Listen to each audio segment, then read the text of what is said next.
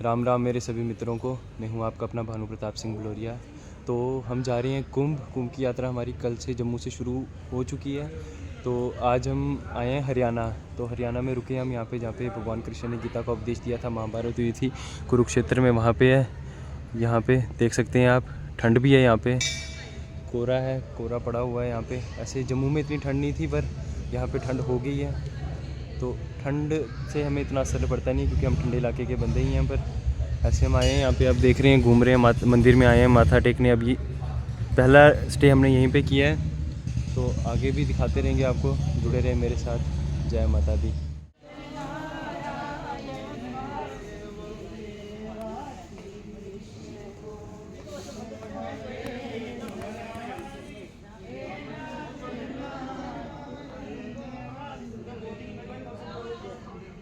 ये जगह यहाँ पे कृष्ण भगवान ने गीता का उपदेश दिया था। ये पेड़ है जहाँ पे, इसी जगह पे दिया था। ये यहाँ पे मूर्ति है।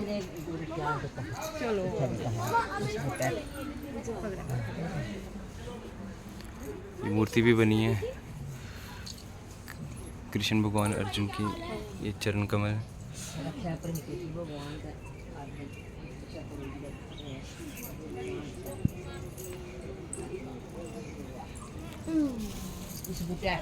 यहाँ पे रथ है,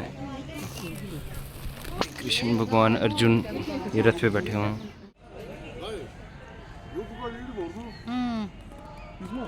के पुत्रा पर जिथे गीता सुनाई दी उत्थे की युद्ध हो ए हुन बने दे होने ना इयां ते पहले इयां एक गीता ज्ञान सुनो पूरा अगर मन की बात होती है तो भाई सारू कसम 40 किलोमीटर तक चली जाएगी।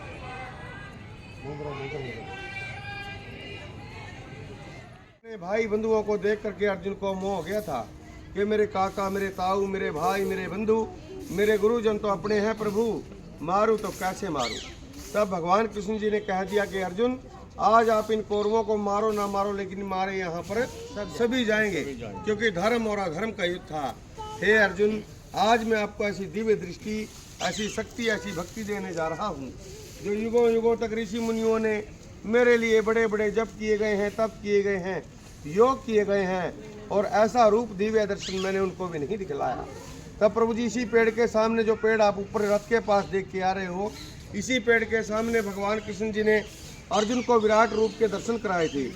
18 अध्याय गीता के और 700 श्लोक सुनाए थे। अपने मुख के अंदर तीनों लोगों का ब्रह्मांड दिखा दिया था कि अर्जुन, कण कण के अंदर तो मैं हूँ, क्षण क्षण के अंदर मैं ही समाहित हूँ, आप उठो और युद्ध की तैयारी करो। अर्जुन का जब पूरी तरह से मोह भंग हुआ था प्रभु जी, और युद्ध की जो शुरुआत हुई थी, पहला अस्त्र जो चला था वो भी इसी जगह से चला था। ये 48 कोस 156 किलोमीटर का रणभूमि बनता है, जिसमें आज 5 डिस्ट्रिक्ट बन चुके हैं। कुरुक्षेत्र, करनाल, पानीपत, जींद, कैथल, ये पूरा युद्ध भूमि का क्षेत्र माना जाता है प्रभु जी। 18 दिन तक युद्ध हुआ था, जिसके कारण यहाँ की जो मिट्टी थी वो लाल हो गई थी प्रभु जी। इतना महाभयानक युद्ध हुआ था, क्योंकि आज दूर रात से श्रद्धालु आते हैं, सभी का एक ही सवाल रहता है, प्रभु जी हमें वो लाल मिट्टी दिखाइए। लेकिन वो लाल मिट्टी आम तौर पे तो दिखाई नहीं देती है प्रभु जी। खेतों में कभी कभी गहरी खुदाई होती है, कभी बोर का काम होता है, तो हमारी लाल मिट्टी निकलती है। देखो प्रभु जी, यहाँ से 18 किलोमीटर सरस्वती नदी पड़ती है, जो हमारे 4 वेद हैं, ऋग्वेद, सामवेद, यजुर्वेद, अर्थवेद। तो ऋग्वेद की स्थापना भी यहीं पर हुई थी। 18 दिन तक युद्ध होने के कारण यहाँ की मिट्टी लाल हो गई थी। 18 अध्याय गीता के हैं, 700 श्लोक है उसमें, और पहले श्लोक में लिखा है, धर्म क्षेत्र कुरुक्षेत्र संवेता संयुक्तता माम का पांडवस्य जय किम करो संजय। यानी महाभारत के युद्ध से भी पहले इसको धर्म क्षेत्र कहा जाता था। कौरव पांडवों के जो 17 पीढ़ी पहले के, सुनने की बात है भाई, कौरव पांडवों के जो 17 पीढ़ी पहले की पूर्वज थे, उनका नाम था राजा कुरु, और ये राजा कुरु का ही क्षेत्र था। और राजा कुरु को किसी ऋषि का श्राप होने के कारण उनका जो शरीर था वो रात को पत्थर का बन जाता था, दिन में पुनः जीवित हो जाते थे। इन तीर्थों की बड़ी महिमा है, जो ब्रह्म सरोवर हमारा माना जाता है, ब्रह्मा जी की चतुर्वेदी के नाम से जो सृष्टि की रचना हुई थी वो भी यहीं से हुई थी। देखो, ये ऋषियों की तपोभूमि थी। जब राजा कुरु एक बार शिकार खेलने आए थे, चलाए हुए बाण किसी तीर्थ में गिर गए, और तीर्थ से जो मिट्टी बाणों पर लगी थी वो हाथ पर लगी थी, और रात को उनका जो शरीर था वो पत्थर का बन जाता था, और रात को उसका हाथ जो था संजीवन रहा। तब उन्होंने कहा भी मेरा शरीर भी मुक्त हो सकता है, उस श्राप से, उस पाप से मुक्त हो सकता है, तब उस मिट्टी को उन्होंने अपने शरीर पर धारण किया था और वो पाप मुक्त हो गए थे, श्राप मुक्त हो गए थे। तब उन्होंने इस बात से प्रभावित होकर के सत्कर्म करे, धर्म करे, दान करे, योग करे और भगवान विष्णु की अखंड भक्ति की थी। और राजा कुरु ने 33 कोटि देवी देवताओं का कुरुक्षेत्र भूमि पर वास मांग लिया था। 33 कोटि का मतलब होता है 11 रुद्र, 8 वसु, 12 आदित्य, 2 अश्विनी कुमार लगा करके हमारे 33 कोटि देवता बनते हैं प्रभु जी। तो इसीलिए इधर में युद्ध लड़ा गया था भी जो भी युद्ध में मारा जाएगा उनकी मुक्ति हो जाएगी। वामन पुराण के अंदर लिखा हुआ है, गंगे जले मुक्ति वाराणसी जले स्थले कुरुक्षेत्र तीर्था मुक्ति आंतरिक्ष जले स्थले, यानी कि आंतरिक्ष जल और स्थल तीनों ही प्रकार से मोक्ष का धाम माना जाता है। आज भी 48 कोस के एरिए से गंगा जी, कांसी जी फूल लेके जैसे बुजुर्गों के जाते हैं ना, यहाँ से नहीं जाते हैं, तर्पण इधर ही होता है। हाँ, ये पेड़ उसी समय का साक्षी है। इस पेड़ का नाम है अक्षय वट। अक्षय वट मैंने जिसका कोई क्षय नहीं होता, जो सदा के लिए अमर हो गया था। इसी पेड़ को श्रद्धालु नमस्कार करते हैं, इसकी परिक्रमा की जाती है। ओम नमो भगवते वासुदेवाय नमः। सभी की कामना पूर्ण करते हैं भगवान कृष्ण जी। यहाँ से 2.5 किलोमीटर भीष्म कुंड नरकातारी है, बाण गंगा जिसको बोलते हैं प्रभु जी, जहाँ भीष्म पिताजी को बाण मार करके अर्जुन ने जल पिलाया था, गंगा प्रकट की थी। और उससे आगे स्थानेश्वर महादेव मंदिर है, जहाँ कौरव पांडवों ने युद्ध से पहले पूजा की थी। और राजा कुरु की जो पत्नी थी वो शिवलिंग की स्थापना करवाई थी, लेकिन उस शिवलिंग का क्षय नहीं मिला था। कब से पढ़ा हूँ चरण में तेरे, हे नाथ नारायण वासुदेवा, श्री कृष्ण गोविंद हरे मुरारी, हे नाथ नारायण वासुदेवा। ये गुरु शंकराचार्य जी का मंदिर है। तो अंकल ने हमें महाभारत की स्टोरी भी सुनाई। तो अब हम यहाँ से जा रहे हैं दूसरी जगह पे, तो दूसरी जगह पे जाते हैं, वो भी आपको दिखाते हैं। तो हम जा रहे हैं बद्री नारायण मंदिर में, तो यहाँ पे भी आपको दर्शन कराएंगे। देख सकते हैं आप, यहाँ से एंट्रेंस है।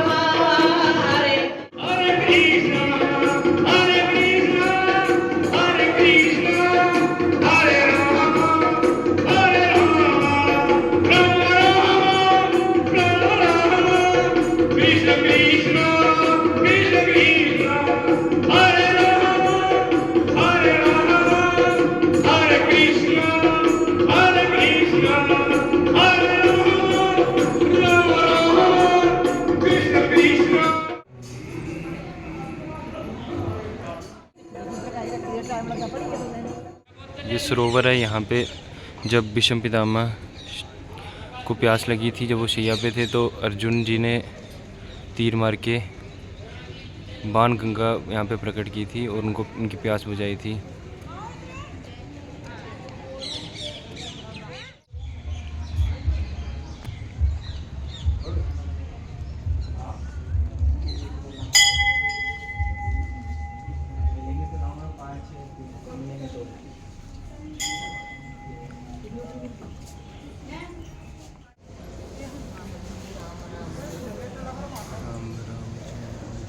ये सरोवर है। यहाँ पे महाभारत की युद्ध के टाइम दुर्योधन यहीं पे छिपे थे, फिर भीम ने यहाँ से उनको निकाल के मारा था। तो ये वही सरोवर है, देख सकते हैं, बहुत बड़ा सरोवर है ये।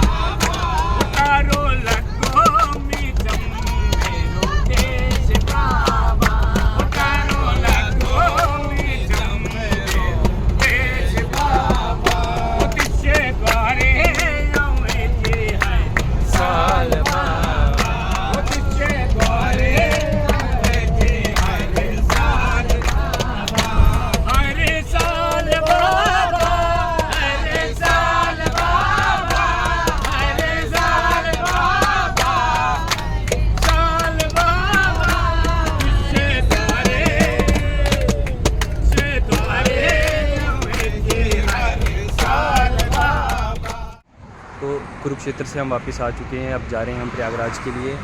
प्रयागराज अभी हमें कोई 10-11 घंटे वो लग जाएंगे। कल सुबह 7-8 बजे तक पहुंच जाएंगे प्रयागराज। ये भी हमने गाड़ी लगाई है पेट्रोल पंप के पास। वहाँ पे खाना वगैरह बना रहे थे, खाना वगैरह बनाया, खाना वगैरह खा लिया। अब हम यहाँ से निकलेंगे तो सुबह प्रयागराज पहुँचेंगे कुंभ में। वहाँ पे आपको अपने दूसरे ब्लॉग में वो दिखाऊंगा। ये ब्लॉग यहीं एंड करते हैं। आई होप आपको ये ब्लॉग अच्छा लगा हो। अगर आपको अच्छा लगा तो ज़रूर लाइक करिए, कमेंट करिए, सब्सक्राइब भी करना। जय माता दी, मिलते हैं अगले ब्लॉग में।